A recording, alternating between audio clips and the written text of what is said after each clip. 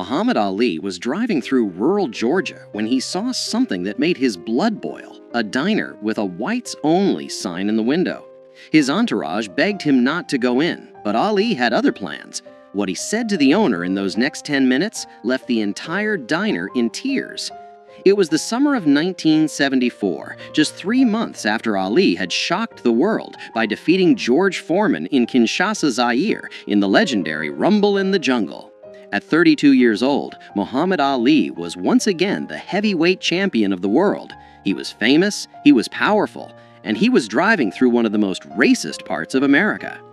Ali and his small crew, including his longtime friend and photographer Howard Bingham, his trainer Angelo Dundee, and his assistant Boondini Brown, were traveling from Atlanta to a speaking engagement in a small Georgia town. The year was 1974, but in rural Georgia, it might as well have been 1954. The Civil Rights Act had been law for 10 years, but in this part of the South, old hatreds died hard. "We'd been driving for about 2 hours," Howard Bingham later recalled. "Ali was hungry, and we were looking for some place to eat. Then we saw this diner on the side of the road. It was a small, run-down place called Miller's Diner. The paint was peeling, the parking lot was dirt, and there in the window, plain as day, was a handmade sign that read, 'Whites only, no colored served.' Boondini Brown saw it first. 'Champ, keep driving, that place ain't for us.' But Ali had already stopped the car. He sat there for a moment, staring at that sign, his jaw clenched tight. 'Ali, come on, man,' Angelo Dundee said from the back seat. 'We'll find somewhere else. This ain't worth it.' Muhammad Ali didn't say a word. He just opened the car door and started walking toward the diner. 'Oh no,' Howard Bingham said, grabbing his camera. 'Here we go.' The three men scrambled out of the car and followed Ali. They knew that look on his face. They'd seen it before he walked into the ring. It was the look of a man who had made up his mind, and nothing was going to change it. When Ali pushed open the door to Miller's Diner, the bell above it rang, and every conversation inside stopped dead. There were maybe 15 people in the place, all of them white, all of them staring. Behind the counter stood a large man in his 50s, with a greasy apron and a face that had seen too much sun and too much hate. His name was Earl Miller, and this was his diner. He'd inherited it from his father, who had inherited it from his father. 3 generations of Millers had run this place, and 3 generations had refused to serve black people. Earl Miller's eyes went wide when he recognized Muhammad Ali. For a split second, something that might have been excitement flashed across his face. Then he remembered where he was and who he was, and his expression hardened into stone. "We don't serve your kind here," Miller said, his voice loud enough for everyone to hear. "Can't you read the sign?" The diner was silent. A few customers looked uncomfortable. Others looked eager, like they were hoping for a confrontation. One elderly couple quietly stood up and left. Muhammad Ali walked slowly to the counter, his eyes never leaving Earl Miller's face. When he spoke, his voice was calm, almost friendly. "I can read just fine," Ali said. "In fact, I've read a lot of things. I've read the Constitution of the United States. I've read the Civil Rights Act of 1964. And I've read the Quran, which teaches me that all men are brothers, regardless of the color of their skin." Miller's face reddened. "I don't care what you've read. This is my property, and I got a right to refuse service to anyone I want. Now get out before I call the sheriff." Ali didn't move. Instead, he did something that surprised everyone in that diner. He smiled. "You know who I am?" Ali asked. "Yeah, I know who you are. You're Cassius Clay, the boxer." "Muhammad Ali," Ali corrected gently. "And you're right, I am a boxer. In fact, I'm the heavyweight champion of the world. 3 months ago, I beat George Foreman, a man everyone said couldn't be beaten. I've fought the toughest men in the world, and I've won most of those fights." Miller crossed his arms. "What's your point?" "My point," Ali said, still smiling, "is that I could walk behind that counter right now, and there ain't nothing you could do to stop me. I could knock you out with one punch. I could tear down that sign in your window. I could make you regret every racist thing you've ever said or done." The tension in the diner was thick enough to cut. Miller's hand moved toward something under the counter, probably a baseball bat, or maybe worse. But I'm not going to do that, Ali continued, his voice still calm. You know why? Because I'm not here to fight you. I'm here to talk to you. I'm here to ask you a question.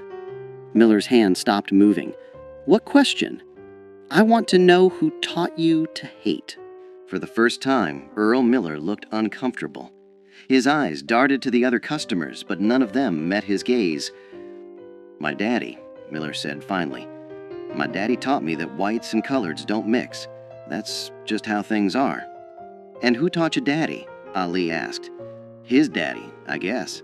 And so on, Ali said, nodding. 3 generations of Millers, all teaching the next generation to hate people they don't even know. All teaching their sons that the color of a man's skin is more important than the content of his character. Ali leaned against the counter, his posture relaxed, conversational. Let me tell you something about my life, Earl. Can I call you Earl?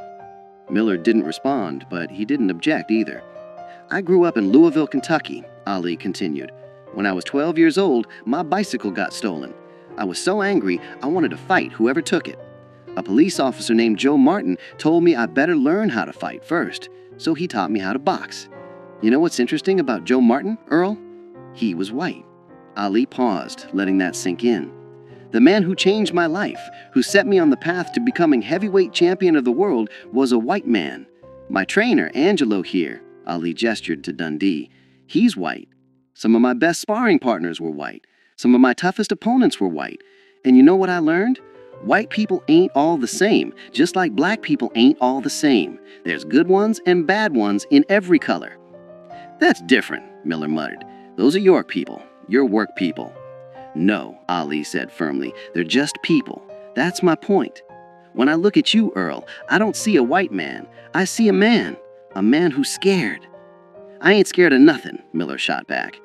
Yes, you are, Ali said gently. You're scared of change. You're scared that if you treat black people like human beings, something bad will happen. Maybe you're scared your daddy would be disappointed. Maybe you're scared your customers will leave. Maybe you're scared that admitting you were wrong all these years means you wasted your whole life hating people for no good reason. Earl Miller's jaw worked, but no words came out. Ali turned to look at the other customers in the diner. How many of you agree with Earl here? How many of you think that sign in the window is right? Nobody raised their hand. A few people looked at their plates. One middle-aged woman spoke up quietly. Earl, the law says you can't have that sign anymore. I don't care about the law, Miller said, but his voice had lost its conviction. Ali turned back to Miller. Let me tell you what I see when I look at that sign, Earl. I see fear pretending to be strength. I see a man hiding behind his daddy's hate because he's too scared to think for himself. I see someone who could be better but chooses not to be. I ain't scared of nothing, Miller said. You're right, I don't, Ali agreed, but I'd like to. See, here's what I believe, and this comes from my faith, from Islam. I believe that Allah created all people equal. I believe that the only thing that makes one person better than another is their actions, not their skin color. And I believe that it's never too late to change. Ali reached into his pocket and pulled out a $20 bill. He placed it on the counter. I want to buy lunch for everyone in this diner, Ali said. Black or white, it doesn't matter. I want everyone here to eat together, as equals, as human beings. Miller stared at the $20 bill like it was a snake. I ain't taking your money, he said. Why not? Ali asked. Is it because I'm black? Because I thought money didn't have a color. A few people in the diner actually laughed at that. The tension was beginning to break.